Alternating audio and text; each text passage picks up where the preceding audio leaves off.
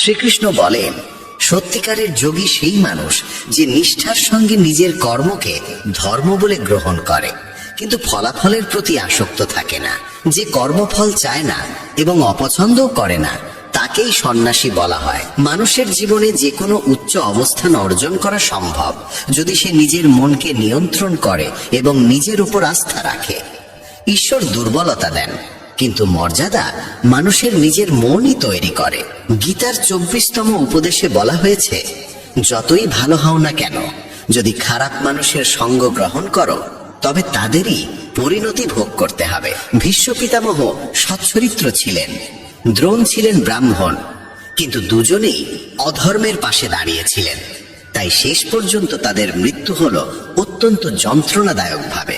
এর থেকেই বোঝা যায়, খারাপ সঙ্গ কখনোই সুখ দেয় না। অনেক সময় শুধু তাদের পাশে থাকলেই তাদের কর্মফলের বোঝা বহন করতে হয়। তাই সব সময় উত্তম সঙ্গেই থাকা উচিত। গীতার 25তম উপদেশে বলা হয়েছে, যে মানুষ প্রতারণা করে তার পরিণতিও হয় অত্যন্ত করুণ। শকুনীয় দুর্যোধন জীবনের প্রতিটি পদক্ষেপে পাণ্ডবদের প্রতারণা করেছে। ফলে দুর্যোধনের সমস্ত পরাক্রমী যোদ্ধাই প্রতারণার মাধ্যমেই প্রাণ হারিয়েছিল, কারণ কর্মফল কাউকে ছেড়ে দেয় না। মানুষ যেমন কর্ম করে তেমনই ফল পায়। যে অন্যকে প্রতারণা করে, কোনো একদিন অন্য কেউ এসে তাকে প্রতারণার শিকার করে, এটাই কর্মের নিয়ম। গীতার 26তম উপদেশে বলা হয়েছে, জীবনে কষ্ট এলেই সাহস হারানো যাবে না। সামান্য ধৈর্যই সবচেয়ে কঠিন সংকটকে অতিক্রম করার শক্তি দেয়। এক রাজা একদিন তার গুরুদেবকে বলেছিলেন যে রাজ্যে সব ধরনের সমৃদ্ধি আছে, কিন্তু খারাপ সময়ের জন্য কোনো মানসিক প্রস্তুতি নেই। তখন গুরু একটি তাবিজ তার হাতে বেঁধে দিয়ে বলেছিলেন, জীবনে এমন সময় এলো যখন মনে হবে এর চেয়ে খারাপ আর কিছু হতে পারে না, তখন এই তাবিজ খুলে এর ভেতরের মন্ত্রটি পড়বে, তাতেই তুমি অপার শক্তি পাবে। একদিন সেই ঘটনারই মতো সময় এসে দাঁড়ালো। হঠাৎ আরেকজন রাজা তার রাজ্যে আক্রমণ করলো, আর বাধ্য হয়ে তিনি অল্প কয়েকজন অনুচর নিয়ে রাজ্য ও নগরী ছেড়ে পালালেন। সেই মুহূর্তে রাজা গভীর দুঃখে ডুবে গেলেন। তার মনে পড়ল, গুরু বলেছিলেন জীবনে যখন সত্যিই ভয়াবহ সময় আসবে তখন তাবিজ খুলে ভেতরের মন্ত্রটি পড়তে, সেই মন্ত্রই তাকে শক্তি দেবে। রাজা ভাবলেন, এর চেয়েও দুঃসময় আর কি হতে পারে। তিনি তাবিজটি খুললেন, আর ভেতরে লেখা ছিল, এই সময়টাও কেটে যাবে। এই বাক্য পড়েই তিনি এক অদ্ভুত দৃঢ়তায় ভরে উঠলেন। তিনি বিশ্বাস করলেন, বর্তমান দুঃসময় চিরস্থায়ী নয়, এটিও একদিন শেষ হবে, তাই সাহস হারানো চলবে না। তিনি ঠিক করলেন, আবার সেনাবাহিনী গুছিয়ে তুলতে হবে। রাজা সৈন্যদের একত্র করলেন, আক্রমণকারী রাজাকে মোকাবিলা করলেন এবং শেষ পর্যন্ত নিজের রাজ্য পুনরুদ্ধার করলেন। জীবনে যত ভয়াবহ পরিস্থিতি আসুক না কেন, কোনো অবস্থায় স্থায়ী নয়। দুঃসময় একদিন নিশ্চয়ই কেটে যায়। আমরা জীবনে অসংখ্য দুঃখ কষ্টের মুখোমুখি হই, কিন্তু প্রতিবারই সেগুলোকে অতিক্রম করে ওঠার শক্তি পাই। একইভাবে তোমার জীবনেও যদি কোনো কঠিন সময় আসে, বিশ্বাস রাখো এটিও একদিন সরে যাবে। তাই কখনোই সাহস হারিও না। ধৈর্য ধরে টিকে থাকতে পারলে জীবনের সবচেয়ে কঠিন ঝড়ও শান্ত হয়ে যায়। গীতার 27তম উপদেশ হলো, এই যুগে অতিরিক্ত ভালো হতে নেই, না হলে মানুষ তোমাকে শোষণ করে নিঃস্ব করে দেবে। পাণ্ডবদের জীবনী শেখায়, নিতান্ত সৎ হওয়াই কখনো কখনো বড় কষ্টের কারণ হয়। তারা সর্বদা ন্যায়ের পথে চলেছে, কখনো অন্যায় করেনি, তবুও রাজ্য হারিয়েছে। তাদের স্ত্রীকে প্রকাশ্যে অপমান করার চেষ্টা হয়েছে, তাদের ভিক্ষা করে বাঁচতে হয়েছে, কারণ তারা ছিলেন অতিরিক্ত ভালো। তখন যেমন ছিল, আজকের পৃথিবী তো আরো কঠিন। মানুষ সৎ মানুষকে কম সম্মান দেয়, বরং বেশি ব্যবহার করে। তুমি যত ভালো ব্যবহার করবে, অনেকেই তোমার সঙ্গে তত খারাপ আচরণ করবে। তুমি অন্যদের খুশি করার জন্য সর্বোচ্চ চেষ্টা করবে, আর তারা তোমাকে কাজে লাগানোর পথ খুঁজবে। তাই আজকের দিনে সুখী থাকতে হলে অত্যধিক ভালো হওয়ার দরকার নেই। এর মানে এই নয় যে তোমাকে খারাপ হতে হবে, বরং নিজের চোখে নিজেকে ভালো রাখো। বিশ্বের চোখে ভালো দেখাতে গিয়ে নিজেকে দুর্বল করে দিও না। গীতার 28তম উপদেশ হলো, অতীতকে ভুলে যেতে শেখো, কারণ অতীতের কষ্ট আঁকড়ে বাঁচলে আজকেও সুখী থাকা যায় না। জ্ঞানীরা অতীতের জন্য হাহাকার করেন না। অতীত যেমনই হোক, তা বর্তমানকে গ্রাস করতে দেওয়া ঠিক নয়। যা ঘটেছে তা থেকে শিক্ষা নাও, ভাবো আর যেন এমন না হয়, তারপর এগিয়ে যাও। অনেকেই বলেন, ওই মানুষ আমাকে এত অন্যায় করেছে, তাই আমি আজ এত দুঃখী। কেউ কেউ সারা জীবন অন্যদের দোষ দিতে দিতে নিজের কষ্ট বাড়িয়ে তোলে, কিন্তু যতক্ষণ তুমি অন্যকে দোষ দেবে ততক্ষণ কখনো সুখী হতে পারবে না, সামনে এগোতেও পারবে না। অতীত বদলানো যায় না, মানুষ কি করেছে তাও বদলানো যায় না, কিন্তু বর্তমান তোমার হাতে, সেটাকে তুমি যেমন চাও তেমন করতে পারো। আগামী দিনের দুঃখ এড়াতে চাইলে আজকে বাঁচো। তুমি পৃথিবীতে কাউকে পাবে না যে ভবিষ্যতের ভরসায় সুখে থাকে। সুখী সেই যে আজকার মুহূর্তে নিজের জীবন কাটায়। ভবিষ্যতের চিন্তা শুধু দুঃখ, আফসোস আর অনিশ্চয়তায় ভরিয়ে তোলে। তাই যতটা সম্ভব অতীতকে ভুলে যাও এবং বর্তমানকে নিজের করে নাও। গীতার শিক্ষা বলছে, ভবিষ্যতের ভয় দুঃখ কমে না, বরং ভয়ই সব শান্তি কেড়ে নেয়। তুমি কাকে ভয় করবে? কে তোমাকে মারতে পারে? তুমি দেহ নও, দেহ কেবল কর্ম সম্পন্ন করার মাধ্যম। তুমি আত্মা, অমর ও চিরন্তন। অসংখ্য জন্মে তুমি অসংখ্য দেহ ধারণ করেছ, আর এখন মানুষের শরীর পাওয়া তোমার পুণ্যের ফল। এই জীবনকে কাজে লাগানোর একমাত্র উদ্দেশ্য হলো সৎকর্ম, দয়া আর নিঃস্বার্থ সাহায্য করা। যে নিরন্তর ভক্তি ভরে ঈশ্বরকে স্মরণ করে সে অবশ্যই ঈশ্বরকে পায়। কেউ ঈশ্বরের অস্তিত্ব অস্বীকার করলেও তাতে তার কিছু যায় আসে না। মানুষের মন পবিত্র, কর্ম সৎ আর চরিত্র ভালো হওয়াই প্রকৃত যোগ্যতা। ঈশ্বর ভক্তির ক্ষুধার্ত। কেউ যদি ভালোবাসা ও ভক্তি সহ একটি পত্র, একটি ফুল, ফল বা জলও অর্পণ করে, ঈশ্বর তা গ্রহণ করেন। ভক্তি নেই এমন অর্ঘ্য যতই বাহুল্যপূর্ণ হোক মূল্যহীন। নিঃস্বার্থ সাহায্য, দানকে সেবা হিসেবে গ্রহণ করা, পক্ষপাতবিহীন সিদ্ধান্ত এবং কর্তব্য পালন, এসবই ঈশ্বর ভক্তির সমান। এরাই ঈশ্বরের প্রিয়। তাকে ভালোবাসবে তা গভীরভাবে ভাবা জরুরি, কারণ যে ভালোবাসার মূল্য বোঝে না তার কাছ থেকে দূরে থাকাই শান্তির পথ। আজকাল অনেকেই ভালোবাসার নাম করে সবচেয়ে বেশি কষ্ট দেয়। প্রেম, যা স্বভাবতই পবিত্র, মানুষের স্বার্থ আর অসচেতনতার কারণে বিষের মতো তিক্ত হয়ে যায়। অনেকেই বিশ্বাস আর মমতাকে ব্যবহার করে অন্যের হৃদয় ভেঙে দেয়। তুমি যদি কাউকে সত্যিই ভালো না বাসো, তবে সে কখনোই তোমাকে আঘাত করতে পারবে না। যে সম্পর্কই হোক, যদি তুমি কাউকে সীমাহীন ভালোবাসো আর সে যদি সেই ভালোবাসার যোগ্য না হয়, তবে তার বিনিময়ে কেবলই দুঃখ ও যন্ত্রণা ফিরে আসে। প্রেম নিজে কোনোদিন কষ্টের কারণ হয় না। কষ্ট দেয় সেই মানুষ যে তোমার মমতার মূল্য দিতে অক্ষম। তাই ভালোবাসতে হলে এমন কাউকে ভালোবাসো যে তোমার হৃদয়ের ভাষা বুঝবে এবং তোমার অনুভূতিকে সম্মান করবে। আর যখনই বুঝবে যে তোমার ভালোবাসার মানুষ তোমার অনুভূতির কদর করে না, তখন সেখান থেকে সরে যাওয়াই তোমার জন্য সবচেয়ে বুদ্ধিমানের সিদ্ধান্ত। গীতার 29তম উপদেশে বলা হয়েছে যে মানুষ বারবার তোমায় আঘাত দেয় তাকে কখনোই ক্ষমা করা উচিত নয়। যুধিষ্ঠির বহুবার দুর্যোধনকে ক্ষমা করেছিলেন, আর এর ফলে তার জীবনে অসংখ্য দুঃখ ও বিপর্যয় নেমে এসেছিল। কেউ একবার ভুল করলে তাকে ক্ষমা করা যায়, কিন্তু বারবার একই ভুল করলে বুঝতে হবে সেটা ভুল নয়, সেটাই তার স্বভাব। তারা এমনই এবং ভবিষ্যতেও তোমার সঙ্গে একই আচরণ করবে। তাই অযথা অতিরিক্ত ভালো হওয়া ঠিক নয়। ক্ষমা করা আর বোকা হয়ে যাওয়ার মধ্যে বিশাল পার্থক্য আছে। কাউকে একবার ক্ষমা করলেও তার প্রতি সতর্ক থাকা দরকার। বলা হয়, একই মানুষকে দুবার পরীক্ষা করা নিজের মুখে ধুলো দেওয়ার মতো। যে তোমাকে একবার প্রতারণা করেছে বা ভুল করে হলেও ব্যথা দিয়েছে, তাকে অন্ধভাবে বিশ্বাস করা উচিত নয়। তাই এমন ভাবে ক্ষমা করবে যাতে কখনো বোকা না শোনাও, আবার নিজের শত্রু তৈরি করো না। গীতার আরেকটি শিক্ষা বলে, যে তোমাকে প্রতারিত করে বা ধোঁকা দেয় তাকে নিয়ে দুঃখ বা রাগ বাড়িয়ে লাভ নেই, বরং বুঝে নিতে হবে মানুষকে চোখে দেখে কখনো চিনে নেওয়া যায় না। এই পৃথিবীতে মানুষ মুখোশ পরে বাঁচে। সবাই ভালো দেখাতে চায় কিন্তু ভালো হতে চায় না। কাউকে তোমার প্রতি সামান্য অন্যায় করতে দাও, তখনই তার আসল রূপ প্রকাশ পায়।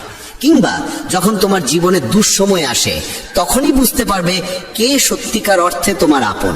তাই কাউকে খুব দ্রুত বিশ্বাস করো না। কারো কাছ থেকে এত আশা করো না যাতে পরে হৃদয়ে ভেঙে যায়, কারণ এই পৃথিবীর মানুষ কারো ছিল না, কাউকে কোনোদিন হবেও না। তাই নিজের মনকে ঈশ্বরের কাছে সমর্পণ করো, তখন দেখবে কেউ তোমাকে ভাঙতে পারবে না, কেউ তোমাকে আঘাত দিতে পারবে না।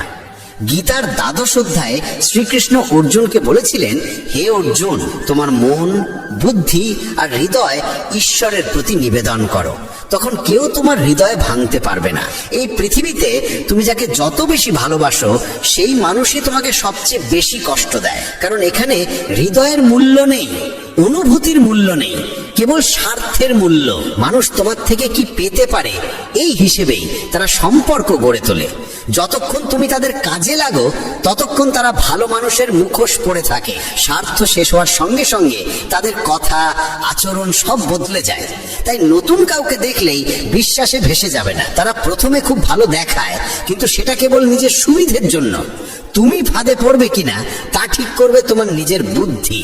গীতার ৩য় উপদেশে বলা হয়েছে, নিজের আত্মীয় স্বজনই তোমার সাফল্যে সবচেয়ে বেশি ঈর্ষান্বিত হয়। বাইরের লোক তোমার সুখ দুঃখের খোঁজ রাখে না, কিন্তু আত্মীয়রা তোমার জীবনের প্রতিটি পদক্ষেপে চোখ রেখে চলে। বাইরে থেকে তারা বলবে সফল হও, সুখে থাকো, কিন্তু তোমার সাফল্যের খবর শুনলে তারা খুশি হয় না। কখনো কখনো দুনিয়া তোমাকে সম্মান দেবে, প্রশংসা করবে, অথচ নিজের ঘরেই তুমি উপেক্ষিত থাকবে। মহাভারতের যুদ্ধও তো ছিল আপন ভাইদের মধ্যে।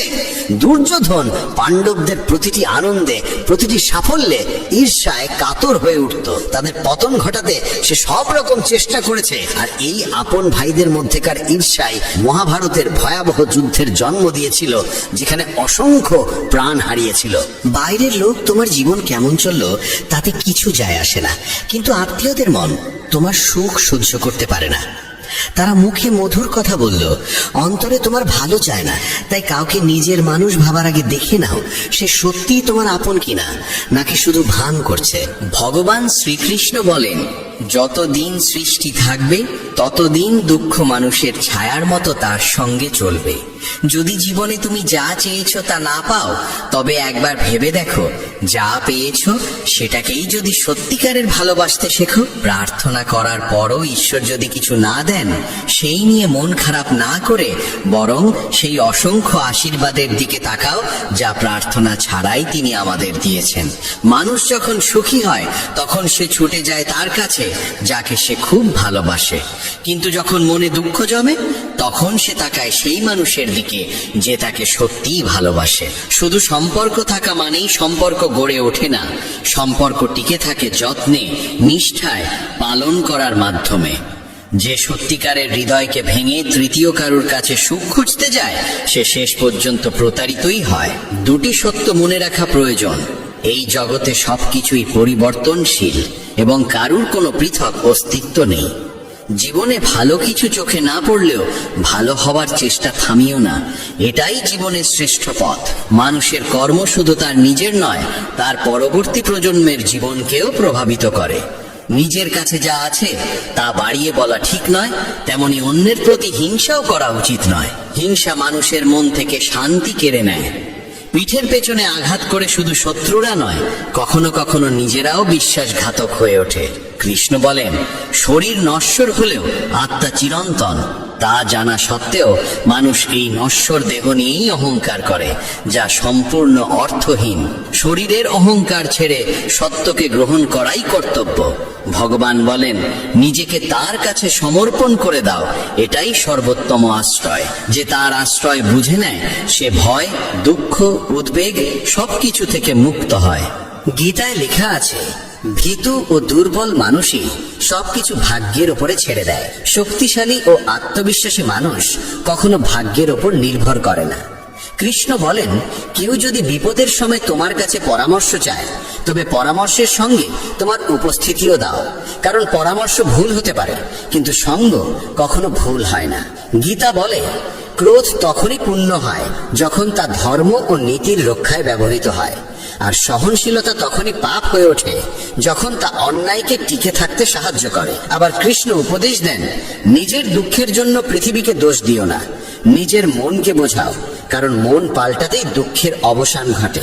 সময় যার পরীক্ষা নেয় সেই জিনিসও মূল্যবান হয়ে ওঠে। তাই তো কাঁচা আঙুরের চেয়ে কিশমিশের দাম বেশি, আর মাটির চেয়ে মাটির পাত্রের মূল্যও বেশি। নীতি ও ষড়যন্ত্রে অর্জিত সুখ মানুষকে ভয় ও অস্থিরতার দিকে ঠেলে দেয়। শান্তি থাকে সেই সুখে যা আসে হৃদয়ের নির্মলতা থেকে। সে সুখ অল্প হলেও তাতে সত্যিকারের আনন্দ থাকে। কৃষ্ণ বলেন, আমার ইচ্ছা ছাড়া তোমাকে কেউ স্পর্শও করতে পারবে না, তবে ভয় কিসের যখন আমি তোমার সঙ্গে আছি। কোনো বিষয়ে সম্পূর্ণ জ্ঞান না থাকলে নীরব থাকা উত্তম, কারণ অপূর্ণ সত্য বহু সময় সম্পূর্ণ মিথ্যের থেকেও বিপজ্জনক। গীতায় বলা হয়েছে, তুমি নিজেকে দুর্বল ভাবে রেখেছ, নইলে তুমি যা করতে পারো তা অন্য কেউ পারে না। গতকাল বা আগামীকাল নিয়ে চিন্তা করো না। যা হবার তা হবেই, যা হয় তা ভালোর জন্যই হয়। তাই বর্তমানকে উপভোগ করো। কোনো কারণেই রাগ করো না, চিৎকার করো না, মন খারাপ করো না, মনে শান্তি রাখো, ভেবে সিদ্ধান্ত নাও। কারণ শব্দে শব্দে মেটে না, নীরবে মেটে। আমরা প্রত্যেকেই ভালো ও মন্দের মিশ্রণে তৈরি। যারা ভালোর গুণকে যত্ন করে তারাই সাফল্য পায়। নিজেকে এমন ভাবে গড়ে তোলো যে যেখানে থাকবে সেখানে সবাই তোমায় ভালোবাসবে, যেখান থেকে চলে যাবে সেখানে সবাই তোমায় মনে করবে, এবং যেখানে যাওয়ার কথা সেখানে পৌঁছানোর আগে সবাই তোমার অপেক্ষা করবে। যারা তোমার অস্তিত্বকে মূল্য দেয় না তাদের ছেড়ে দেওয়া ভালো। তোমার অবস্থাও খারাপ নয়, তোমার ভাগ্যও খারাপ নয়, শুধু সময় একটু কঠোর, আর সেটাও চিরস্থায়ী নয়। তাই দুশ্চিন্তা করো না। তুমি কাউকে প্রতারণা করে জয়ী হলে জেনে রেখো, কারোর ওপরে যে অন্যায় হয় তার বিচার একদিন না একদিন ঈশ্বর ফেরত দেবেনি। অত্যন্ত আবেগী মানুষ যখন নিজের আবেগ হারিয়ে পাথর হয়ে যায় তখন সে পাথরের থেকেও কঠিন হয়ে ওঠে। গীতা বলে, রাগের মুহূর্তে নেওয়া সিদ্ধান্ত জীবন পর্যন্ত নষ্ট করে দিতে পারে। জগতের সবকিছু কর্মফল অনুযায়ী হলেও ঈশ্বরের সঙ্গে সংযোগ কেন প্রয়োজন? কারণ আমরা কর্মের গভীর সত্য জানি না। সত্য ও অসত্যের বিচারের সম্পূর্ণ জ্ঞান কেবল ঈশ্বরই দেন। তাকে জানলেই কর্ম সুকর্মে পরিণত হয়। সম্মান রক্ষার লড়াইয়ে কখনো একা পড়ে গেলে ভয় পেও না, কিন্তু কারো সামনে নিজেকে ভেঙে পড়তে দিও না। নিজেকে জিতে নিতে পারলে তবেই অন্যের সম্মান পাওয়া যায়। যে পৃথিবীকে বদলাতে চেয়েছে সে হার মানে, যে নিজেকে বদলায় সে জিতে যায়। শব্দ বেছে বলো, কারণ তোমার কথা তোমার শিক্ষার পরিচয়। সৌন্দর্য মানে রূপ নয়, সৌন্দর্য মানে সুন্দর মন, সুন্দর ভাবনা, সুন্দর আচরণ। সত্যিকারে ভালো কাজ কখনো সম্মানের আশা করে না, কাজ নিজেই তাকে সম্মানের যোগ্য করে তোলে। দুর্বলরা ক্লান্ত হলে থেমে যায়, বিজয়ীরা তখনই থামে যখন জিতে যায়। ঈশ্বর যে পথে তোমার জন্য দরজা খুলে দেন তা কেউ বন্ধ করতে পারে না। গীতায় লেখা, ফিরে গিয়ে শুরুটা বদলানো যায় না, কিন্তু যেখানেই দাঁড়িয়ে থাকো সেখান থেকে নতুন শুরু করে শেষটা বদলে দেওয়া যায়। ঈশ্বরের সিদ্ধান্ত সবসময় আমাদের ইচ্ছার থেকেও শ্রেষ্ঠ হয়। যে নীরবতাকে বোঝে সে পূজনীয়। সে মা হোক, স্ত্রী হোক, প্রেমিক হোক বা ঈশ্বরই হন, মন যদি পবিত্র না হয় তবে শুধু মন্দিরে যাওয়া কোনো উপকারে লাগে না। জীবনের 5 কঠিন সত্য। নিজের দুঃখ লুকাতে হয়, কারণ কারোর সত্যিই তাতে আগ্রহ নেই। সবকিছু সবার সঙ্গে বলা যায় না, কারণ সবাই তোমার মঙ্গল চিন্তা করে না। নীরব থাকা দরকার, কারণ কিছুই চিরস্থায়ী নয়। একা থাকতে শেখা প্রয়োজন, কারণ কেউ চিরদিন পাশে থাকে না। অন্যের উপরে অতিরিক্ত নির্ভর করলে নিজের অস্তিত্ব হারিয়ে যায়। ক্ষমা সেই ফুলের মতো যাকে পিষলে সে আরো সুগন্ধ ছড়ায়। জীবনের সবচেয়ে কঠিন কাজ নিজের মনকে চেনা, তবুও চেষ্টা করা উচিত। মন যদি নিজের নিয়ন্ত্রণে না থাকে তবে সে শত্রুর মতো আচরণ করে। এতটা কথা বলো না যে মানুষ তোমার চুপ হয়ে যাওয়ার অপেক্ষায় থাকে। এতটাই বলো যে তুমি নীরব হলে আবার তোমাকে শুনতে সবাই উৎসুক থাকে। পরিবর্তনই প্রকৃতির নিয়ম। যাকে তুমি মৃত্যু ভাবো সেটাই অন্য রূপে নতুন জীবন। এক মুহূর্তে মানুষ ধনী হয়, অন্য মুহূর্তেই সব হারায়। আমার তোমার ছোট বড় নিজের পর মন থেকে মুছে ফেলো, তখন বুঝবে সবে তোমার, তুমিও সকলের। শরীরের চোখ দিয়ে ভগবানকে দেখা যায় না, তাকে দেখার জন্য মনকে জাগিয়ে তুলতে হয়। সবচেয়ে বড় অপরাধ অন্যায় সহ্য করা এবং অন্যায়ের সঙ্গে আপোষ করা। যতদিন ঈশ্বর আমাদের সঙ্গে আছেন, পৃথিবী যতই ক্ষতি করতে চাইও আমাদের কিছুই করতে পারবে না। তুমি কেন কাঁদছো? যা হারিয়েছ তাকে তুমি সৃষ্টি করেছিলে। আজ যা তোমার কাল তা অন্য কারো হবে, কারণ পরিবর্তনই বিশ্বের নিয়ম। মানুষ বাইরে নয়, নিজের ভিতরের দুর্বলতার কারণেই হার মানে। কাউকে না বুঝে তার প্রতি আকর্ষিত হয়েও না, আর না বুঝে কাউকে ছেড়িও না। মোহ হৃদয়ে থাকে, কথায় নয়, আর ক্রোধ কথায় থাকে, হৃদয়ে নয়। মনে কষ্ট জমলে ঈশ্বরকে বলো, মুহূর্তেই মন হালকা হয়ে যাবে। যে প্রেমে থাকে সে প্রতারণা বোঝে না, আর যে প্রতারণায় থাকে সে আর কখনো প্রেম বুঝতে পারে না। জীবনের কিছু কঠিন সত্য মানুষকে চোখ খুলে দেয়, আর যখন মন সত্য দেখার ক্ষমতা পায় তখনই ঈশ্বরের উপলব্ধি ঘটে। নতুন জিনিস সবারই ভালো লাগে, কিন্তু প্রকৃত সত্য জানা যায় পুরনো হওয়ার পরে। সেটা জিনিসই হোক বা মানুষই হোক। গীতা বলে, দুঃখে যদি তুমি একা থাকো তবে সুখে কাউকে কাছে টেনে নিও না। জীবনে অর্জনের জন্য জেদ থাকা প্রয়োজন, শুধু আশা করে বসে থেকে কিছু হয় না। কৃষ্ণ বলেন, তোমার কি হারিয়েছে যে তুমি কাঁদছো? কি এনেছিলে যা হারিয়ে গেল? তুমি কিছুই সৃষ্টি করনি, কিছুই তোমার ছিল না। যা পেয়েছো এখান থেকেই পেয়েছো, যা দিয়েছো এখানেই দিয়েছো। আজ যা তোমার, কাল তা অন্যের হবে, কারণ পরিবর্তনই বিশ্বের নিয়ম। ফল কখনোই আমাদের ভাবনার মতো আসে না।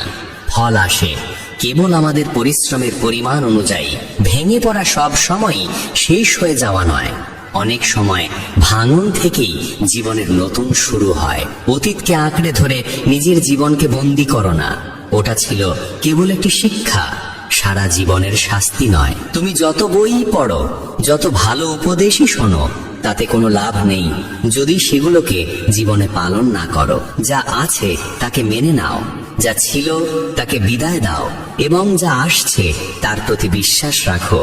ভালো সময়ের চেয়ে ভালো মানুষের সঙ্গ বেশি মূল্যবান, কারণ একজন ভালো মানুষ ভালো সময় এনে দিতে পারে, কিন্তু ভালো সময় কখনো ভালো মানুষ এনে দিতে পারে না। হে পরমেশ্বর, আমাকে এত নিচে ফেলো না যে আমি তোমাকে ডাকলেও তুমি শুনতে না পাও, আর এত উঁচুতেও তুলো না যে তুমি ডাকলেও আমি শোনার যোগ্যতা না রাখি। যে তোমাকে সম্মান দেয় সেই সম্মান যেন অহংকারে পরিণত না হয়, কারণ সম্মানের পরেই অপমানের যাত্রা শুরু হতে পারে। কেউ আমাদের বুঝুক বা না বুঝুক তাতে তেমন কিছু যায় আসে না, কিন্তু যাকে আমরা আশা করি সেই যদি না বোঝে তখনই ব্যথা সবচেয়ে গভীর হয়। কয়েকটি ছোট্ট আশা নিয়ে আমি বসে আছি তোমার দ্বারে। শুনেছি তোমার বাড়ি থেকে কেউ নাকি খালি হাতে ফেরে না। এক ব্যক্তি প্রচন্ড দুঃখে ক্লান্ত ছিল। বন্ধুর পরামর্শে সে শ্রীকৃষ্ণের পূজা শুরু করলো। বছরের পর বছর কেটে গেল, কোনো উপকার হলো না। অন্য বন্ধু বলল, কালী মাতার পূজা করো, কষ্ট সরে যাবে। সে পরদিনই ঘরে কালী মাতার মূর্তি আনলো। কৃষ্ণের মূর্তিকে তুলে রাখলো মন্দিরের ওপরের তক্তায় এবং নিচে রেখে শুরু করলো কালী মাতার পূজা। কদিন পর তার মনে দ্বিধা জাগলো যে ধূপ ধুনো মা কালীকে জ্বালাই, তার গন্ধ তো কৃষ্ণও পান। তাই সে ভাবলো কৃষ্ণ ঠাকুরের মুখটাই বেঁধে দিই। সে যখন ওপরে উঠে কৃষ্ণের মুখ বেঁধে দিচ্ছিল তখন কৃষ্ণ তার হাত ধরে ফেললেন। মানুষটি বিস্ময়ে জিজ্ঞেস করলো, এতদিন পূজা করলাম, কোনোদিন দেখা দিলে না, আজ হঠাৎ এলে কেন? কৃষ্ণ বললেন, এতদিন তুমি আমাকে নিছক একটি মূর্তি ভেবে পূজা করেছিলে, কিন্তু আজ তুমি বিশ্বাস করেছ যে কৃষ্ণ শ্বাস নিচ্ছেন। সেই বিশ্বাসের কারণেই আমি এসেছি। বন্ধুরা, মনে রাখো, ঈশ্বর সর্বত্র আছেন, প্রত্যেক কণায়। প্রয়োজন কেবল বিশ্বাসের। মুঠি বেঁধে মানুষ জন্মায়, আর হাত খোলা অবস্থায় পৃথিবী ছেড়ে যায়। এই পৃথিবীর সবকিছু পৃথিবীতেই পড়ে থাকে। কাউকে ভালোভাবে না চিনে মানুষের কথায় তার সম্পর্কে ভুল ধারণা তৈরি করা নিছক বোকামি। শক্তির চেয়ে বুদ্ধির ব্যবহার বড়। শক্তি তোমাকে লড়াই শেখাবে, আর বুদ্ধি শেখাবে জয়ের পথ।